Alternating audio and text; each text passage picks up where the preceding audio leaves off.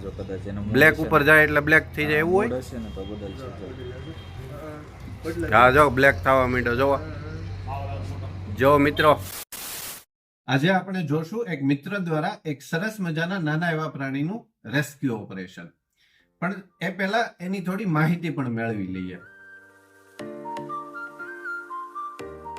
તો આજે આપણે જાણીએ જેની રંગ બદલવામાં માસ્ટરી, લાંબી અને ચીકણી જીભ દ્વારા શિકાર કરવામાં મહારત પામેલ એટલે કે ઇન્ડિયન કેમેલિયન, જેને આપણે દેશી ભાષામાં રંગ બદલતો કાચીડો કહીએ છીએ.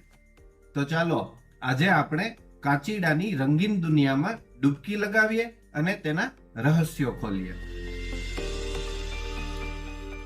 આ કાચિંડો એક વિશિષ્ટ રંગ બદલવાની ક્ષમતા ધરાવે છે અને તે લીલા, ભૂરા, પીળા અને રાખોડી રંગ ધારણ કરી શકે છે. આ કાચિંડાની આંખો ખૂબ જ મોટી હોય છે અને 360 ડિગ્રી એંગલમાં ફેરવી શકે છે.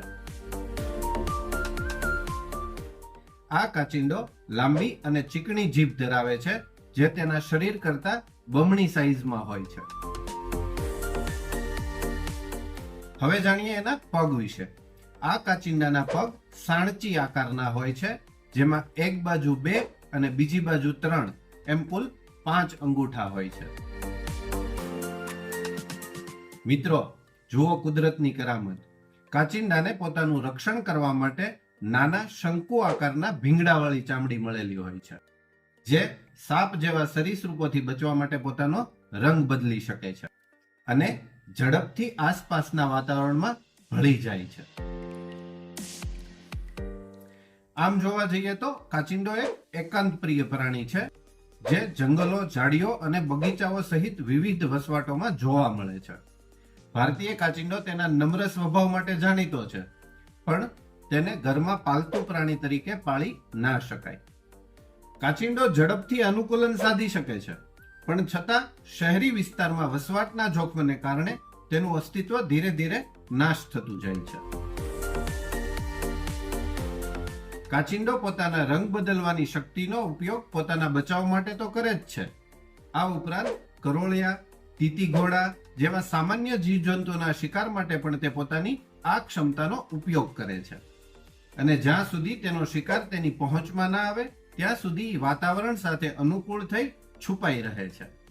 નર કાચિંડો સુંદર રંગોમાં પોતાનું ગળું ફૂલાવીને માદા કાચિંડાને આકર્ષે છે અને માદા જમીનમાં અથવા વૃક્ષોમાં રહેલા છિદ્રમાં પોતાના ઈંડા છુપાવે છે અને જ્યાં સુધી તેમાંથી બચ્ચા બહાર ના આવે ત્યાં સુધી તેનું રક્ષણ કરે છે. IUCN નામની એક સંસ્થા છે જેનો સર્વે કહે છે ઇન્ડિયન કેમેલિયન હાલમાં લુપ્ત થયેલી પ્રજાતિ નથી, પરંતુ જો તેનું યોગ્ય રીતે સંરક્ષણ કરવામાં નહીં આવે તો નજીકના ભવિષ્યમાં લુપ્ત થઈ શકે છે. તો મિત્રો, આવા કોઈ પણ કાચિંડાને આપણે હવે રહેણાંક વિસ્તારમાં જોઈએ તો તેના પ્રત્યે સંવેદના દાખવીએ અને તેને જંગલ સુધી છોડી આવીએ. તો હવે આપ નિહાળો ઇન્ડિયન કેમેલિયન માટેનું આવું જ એક રેસ્ક્યુ. હે બની પ્રાણી પ્રેમી માણસ કહી શકાય અને એક સરસ મજાની વસ્તુ આપણને બતાવવા માટે સ્પેશિયલ એનો આમ મને હાથ કરીને ઊભો રાખવામાં આવ્યો છે કે એક બહુ સરસ વસ્તુ બતાવવું એમ, અને તમને મજા આવશે જોવાની.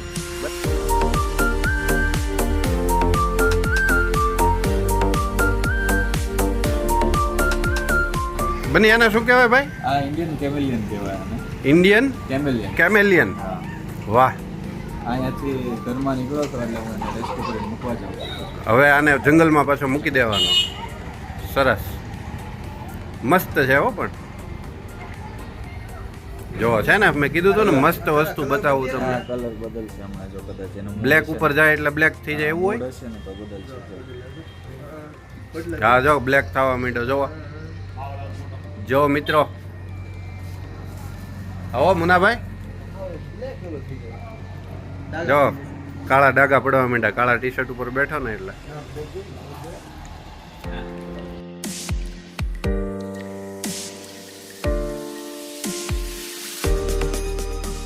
જમાવટ થઈ ગયો પણ ને એને પ્રેમવાળા માણસો હોય ને એને ખ્યાલ હોય કે આપણને કોણ સાચવશે. આ વાત સાચી છે. કેમ કે બની તો આવા પ્રાણીઓને બહુ બધાને સાચવે, બીમાર પડ્યા હોય તો રિપેર કરે, દવાઓ કરે, એવું બધું કરે બની. ના ના કેમ પણ કીધું એવી જ વસ્તુ બતાવી ને સરસ મજાની.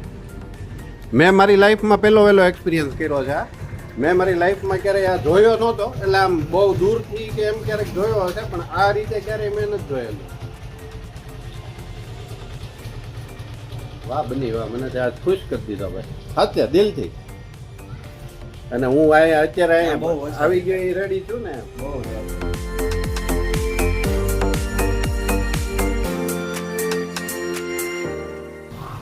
હેલની ભાઈ હેલની થોડો.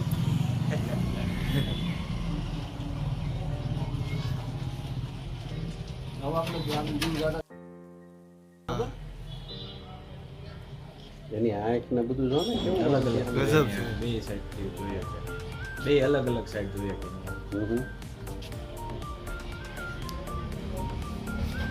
શાબાશ.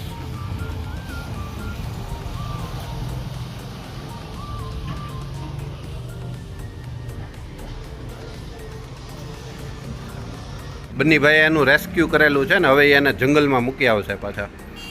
પ્રાણી પ્રેમી વ્યક્તિ છે અને ઘણા બધા એ હનીનો બિઝનેસ, મધ ઉછેર કેન્દ્ર છે ને તમારે. બન્નીભાઈને મધ ઉછેર કેન્દ્ર છે. હું આમાં એની ઇન્સ્ટાગ્રામની લિંક ડિસ્ક્રિપ્શનમાં નાખી દઈશ. તમારે મધ, પ્યોર મધ લેવું હોય તો એનો સંપર્ક કરજો. અને સાપ ને એવું બધું રેસ્ક્યુ કરે. ટૂંકમાં પ્રાણીને ક્યાંય તકલીફ ન પડે ને એવું કાર્ય કરે છે.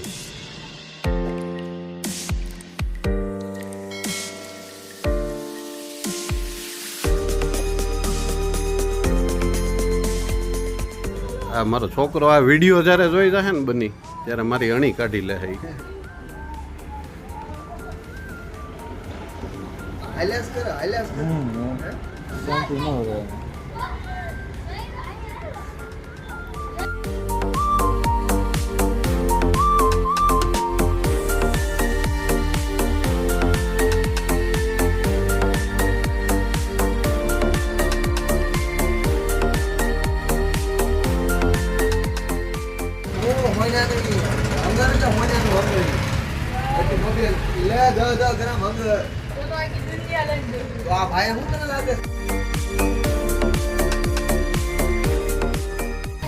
સરસ લ્યો બન્નીભાઈ, તમે સરસ કાર્ય કરો છો, પ્રાણીઓને બચાવવાનું ને એને એના વિસ્તારમાં છોડવાનું.